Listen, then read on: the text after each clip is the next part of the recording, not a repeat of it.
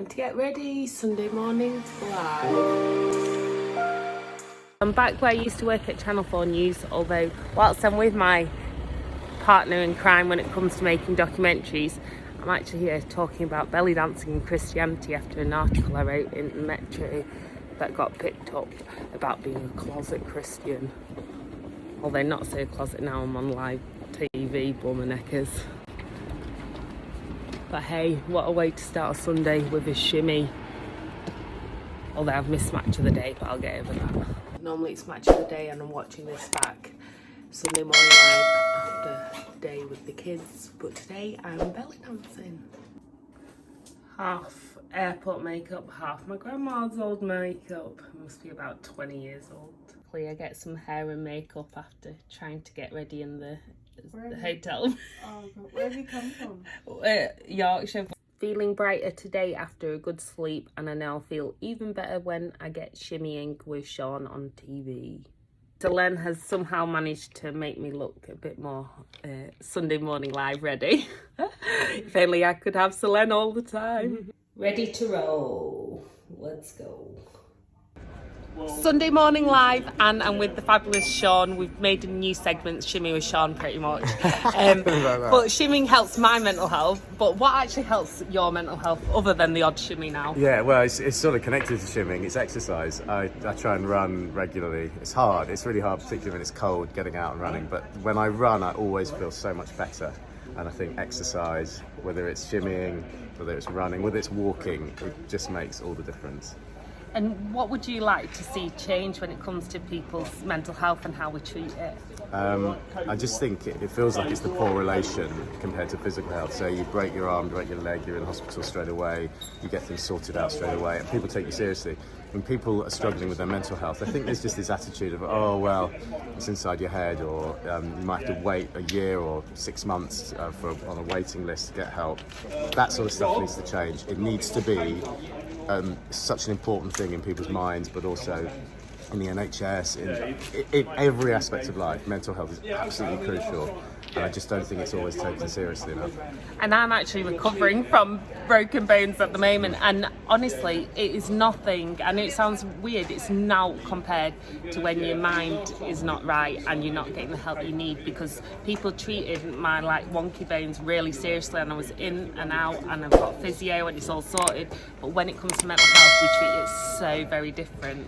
And this is where churches, community centres, schools all get everything, all the referrals, because it's just the system needs to change. Couldn't agree with you more. Yeah. Thank you so much, Sean. I'll let you get on with your Sunday morning live, and I literally have to confess, I'm literally match of the day Sunday morning live on my highlights of Sunday after belly dancing on the Saturday night. What helps your mental health? I think trying to get the balance. You're right. It's a very difficult industry, and actually that's very interesting that you said that. Journalism isn't conducive to all the things that we would think we need to do to take care of ourselves and our head. You're always often overworked, underpaid, incredibly tired, eating rubbish, not exercising because you don't have the time. And I got into a place like that, very much so, it was actually last year, and I just had to say to my boss, I have to have 2 months off. And I just kept, the best way I could describe it to my boss was, my head's going to explode. It's the only way that's the only way I could explain it. I just couldn't take any more. I just was too busy and doing so many things, not really getting to where I wanted to be. And, 2,000 emails unanswered, and I just couldn't do it. I just couldn't take it. And I was like, I just need 2 months. And they were very good. And again, I'm privileged where I work. I know that. This is not always the case. But that did make me, I missed the whole of the Paralympics. I couldn't cover any of it because I just was not in the right place. And I wouldn't say that it was something that I needed counselling for or anything like that. It was something that I could deal with myself. But I just needed that time. I needed to exercise. I'd let my body go. I can do a bit of walking. I need to move. With muscular dystrophy, you have to keep moving or you lose it forever. I'd done no exercise. I'd done no swimming. I'd done nothing. And I just felt like I was getting more disabled, really overworked. And it just all got on top of me, Loads of health stuff that I was just letting slide. And I think it's having that important, like working out what's best for you, whether you need that space or you need to keep on going, and which is the best. And for me, often it is space and just even time to clean your house, do your exercise, do your little like positive affirmations, routine, whatever it is, your routine that you talk about, and my face yoga. But then also, because I had a blip last week, I realised that I needed to continue. Right. And because it was a situational blip, not my mental health, but triggered a lot of stuff. I needed to continue because I knew that was best for me than just stopping. Yeah. It was better to continue and focus on other things that you can kind of control, so and be positive. You're very in tune with it then? You're kind of in tune with yourself, do you think, now? I think I am now, because now I'm 34, and it's actually, you get to a point in life where you still have your blips, but it's resilience, isn't it? You still have your knockdowns, you still have your moments where you kind of feel in that despair, but then you can pick yourself up faster and you know what you need to do for you. And it's just, for me, it's that learning to be assertive about what I need to do for me. That's it, and it is about being assertive. You have to. It's just very difficult. It's easy I always feel it's easy for me to say that working where I do, and actually I think it's quite difficult. You know, when I was a freelancer, I would have had no choice. You know, you need to earn, don't you? You need to earn money. So, but it's good to keep talking about it though. Yeah, and thank you so much. It is. It's just having positive people like here that just helps lift you, doesn't it? And you just start the day, shimmy and chat, and I've got my little be right. I've got my little lifter. I love it. It's so nice to meet you.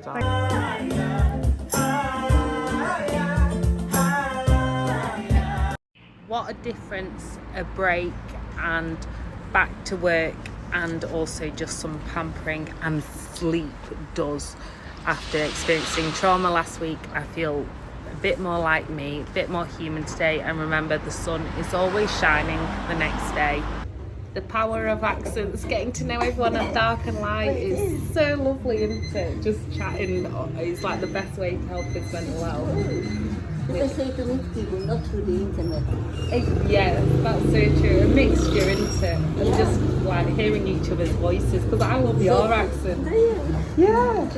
Like we've got Sicilian accents. And where are you from again? My mother was Swiss, my father was Polish. Oh wow. Can you believe that just a couple of days ago you would have found me on the pavement having to pick me up off the pavement? That's what my friends had to do because I'd experienced some trauma. It was a culmination of lots of different events over a few years, but then recently over the past 2 weeks I've had serious things going on in my personal life. But this isn't about getting dragged down or dragged up off the street and feeling like you've got no hope. It's about knowing what is right for you and learning yourself, and this is the power of resilience. And for me, what recovery is all about is learning to manage when things do go wrong. You know, lots of people are experiencing at the moment cost of living crisis, food, drink, everything, and suddenly you think you've got it and then something goes and it slips, and our mental health is bound to suffer, but it's how we can pick ourselves back up again. And we need community. Yes, we need a lot of structural change, but for me as well, I realised that sometimes I need space, I need time out, but also sometimes I do need to carry on to be able to cope. It depends whether I need to be safe, keep myself safe. Having a safe plan is so good. Everyone should have a safety plan when it comes to our mental health, of what we will do if things do go wrong, because we've all got mental health. It's the same as having, you know, we need to do this kind of exercise each day. What can we do as well if something goes wrong? We know a bit about first aid, but what about mental health first aid? And literally just sleeping, escaping to London. I've just done some TV work and I had a pamper yesterday in some kind of like lovely but very like downplayed spa, shall we say, and I felt so lucky because I thought, do you know what, my hair were a mess, I couldn't, my hand's broken so I can't even do out, but having someone brush my hair and just be, and they even took pity on me and painted my toenails. I think so, like, oh God. And just those things, whatever is right for you, can really, really transform you.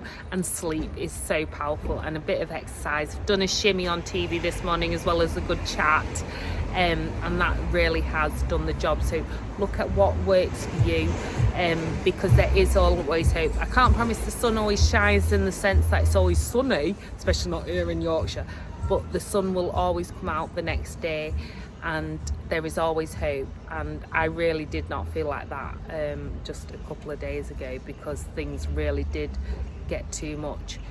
But I know that there is always hope, because I'm here right now and I've actually got some makeup on, and granted they did my hair on TV, I wouldn't have been looking like this at all.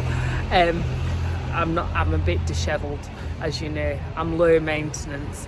I literally get ready to dance or do anything in 5 minutes. So I feel very pampered and very blessed. And now I'm about to have coffee, and I'm in London town. It's even quiet because I don't like a lot of people. Peace, love, shimmies.